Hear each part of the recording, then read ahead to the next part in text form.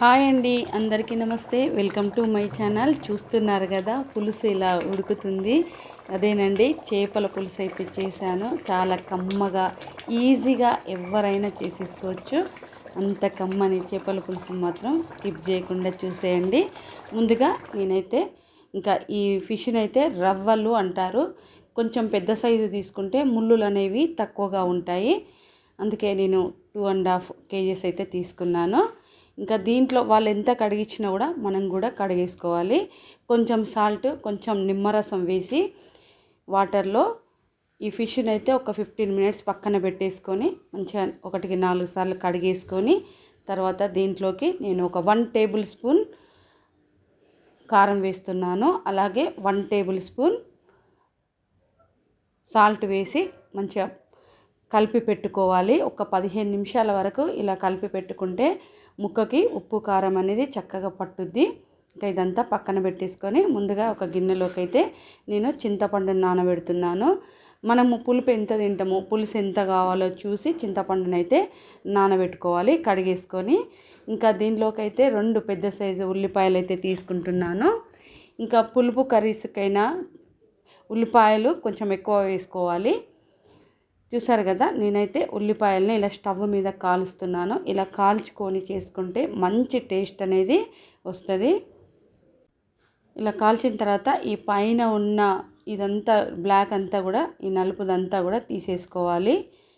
చూస్తుంటేనే తెలుస్తుంది ఉల్లిపాయ కూడా చక్కగా మనకి మగ్గిపోయిందని. ఇదంతా కూడా క్లీన్ చేసుకొని కడిగేసుకొని మిక్సీ జార్లో అయితే వేసుకోవాలి. నూనెలో వేయించి కూడా వేసుకున్నా కూడా మంచి టేస్ట్ వస్తుంది. ఇలా కాల్చి కూడా వేసుకున్నా కూడా చాలా బాగుంటుంది.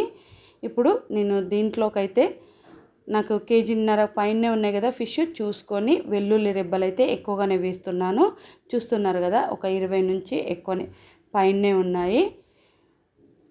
ఇలా వెల్లుల్లి రెబ్బలు వేసుకున్న తర్వాత ఇంకా నేను దీంట్లోకి అయితే 3 tablespoon ధనియాలను కూడా వేసుకోవాలి. ఇదంతా కూడా చక్కగా మిక్సీ అయితే పట్టేసుకోవాలి, పేస్ట్ లాగా పట్టుకోవాలి. చూసారు కదా, ఇలాగా ఇదంతా కూడా పక్కనైతే పెట్టేసుకుందాం. ముందుగా స్టవ్ మీద వెడల్పాటి గిన్నె పెట్టుకోవాలి. చేపల పులుసుకైనా నాన్ వెజ్కైనా కూడా కొంచెం వెడల్పాటి గిన్నె పెట్టుకుంటే మనకు అనుకూలంగా ఉంటుంది. చక్కగా ముక్కలు విరిగిపోకుండా వస్తాయి. దీంట్లోకి 1/2 tablespoon మెంతులు వేసుకోవాలి. అలాగే ఆయిల్ కూడా మనకు నచ్చినంత వేసుకోవాలి. పులుపు కర్రీకి కొంచెం ఆయిల్ ఎక్కువనే పట్టుద్ది. మనం పట్టి పెట్టుకున్న పేస్ట్ అంతా కూడా ఈ ఆయిల్లో వేసుకోవాలి. చూసారు కదా, ఇలాగా.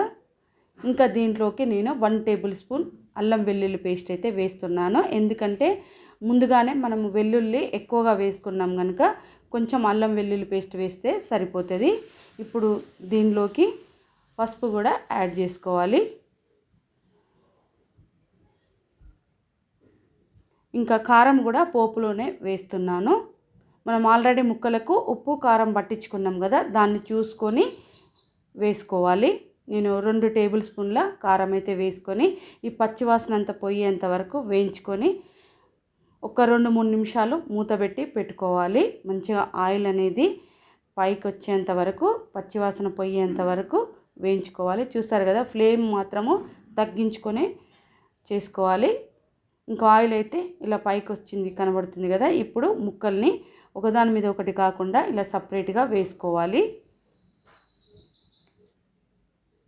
చూసారు కదా, ఇలాగా వేసుకొని ఇప్పుడు మూత పెట్టుకోవాలి. ఫ్లేమ్ కంప్లీట్గా తగ్గించుకొని మూత పెట్టుకోవాలి. ఒక 2-3 నిమిషాలు అయితే ఇలా మూత పెట్టుకుంటే మంచిగా ఆయిల్లో ఫిష్ ముక్కలు కూడా ఇలా మగ్గిపోతాయి. చూసారు కదా, ఇలాగా. ఇప్పుడు మనం చింతపండు రసం అయితే వేసుకోవాలి. చింతపండు రసం అనేది కొంతమంది ఏమో కొంచెం సూప్ ఎక్కువగా పెట్టుకుంటారు. మేమైతే చిక్కగా ఉండేదాన్నే ఇష్టపడతాము. దాన్ని బట్టి నేను వాటర్ కూడా యాడ్ చేస్తున్నాను. చూసారు కదా, ఇలాగా. మనం చింతపండు రసము 1 కప్పు తీసుకుంటే వాటర్ కూడా 1 కప్పు వేసుకోవాలి. ఇప్పుడు దీంట్లోకైతే ఇలా గరిటె పెట్టకుండా ఇలా తిప్పుతూ చూసుకోవాలి. ఎందుకంటే ఫిష్ ముక్కలు అనేటివి విరిగిపోతాయి కదా, అందుకు. ఇప్పుడు మెయిన్ ఇంగ్రీడియంట్ దీంట్లో ఈ పులుపు కూరలకు, ఫిష్కైనా పులుసుల కూరలకు వేసుకునేటిది ఇది. జీలకర్ర మెంతుల పొడి ఒకేసారి చేసి పెట్టుకుంటాం కనుక నేను వేస్తున్నాను. అలాగే కొంచెం కొత్తిమీర కూడా వేసుకొని మూత పెట్టుకొని ఒక 5 మినిట్స్ మీడియం ఫ్లేమ్ పెట్టుకోవాలి. ఆ తర్వాత మూత తీసేసుకొని పులుసు కూరలు కుక్ చేసుకోవాలి. చూసారు కదా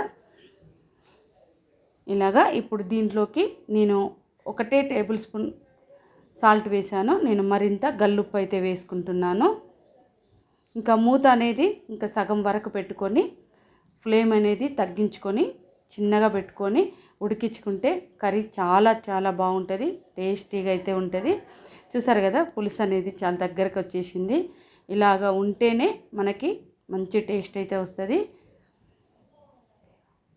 వాటర్గా ఉండేదానికన్నా ఇలా కొంచెం సూప్ వేసుకొని తిన్నా కూడా చాలా బాగుంటుంది. ముక్క కూడా మనకి విరిగిపోకుండా చూడండి చక్కగా ఏ ఒక్క ముక్క కూడా విరిగిపోలేదు. ఇలా వెడల్పాటి గిన్నెలో వండుకుంటే ఫిష్ కర్రీ చాలా బాగుంటుంది. ఇంకా మనకైతే కర్రీ అయితే మంచిగా దగ్గర పడిపోయింది, పులుసు కూడా మంచిగా ఉంది. ఇప్పుడు కొంచెం కొత్తిమీర వేసేసుకొని ఇంకా సర్వ్ చేసేసుకోవడమే. చాలా సింపుల్గా ఈజీగా ఎవరైనా చేసేసుకోవచ్చు. అంత ఈజీగా ఉండే చేపల పులుసు అయితే చేశాను. ఫ్రెండ్స్ మీకు నచ్చినట్లయితే ప్లీజ్ సబ్స్క్రైబ్ మై ఛానల్. చూసారు కదా చక్కగా ఈజీగా అయిపోయింది. ఒక్క ముక్క వేసుకొని మంచిగా పులుసు వేసుకొని తింటే అంత కమ్మగా ఉంటుంది. వేడన్నంలోకైనా సద్దన్నంలోకైనా సూపర్ అద్భుతంగా ఉంటుంది. Thank you for watching.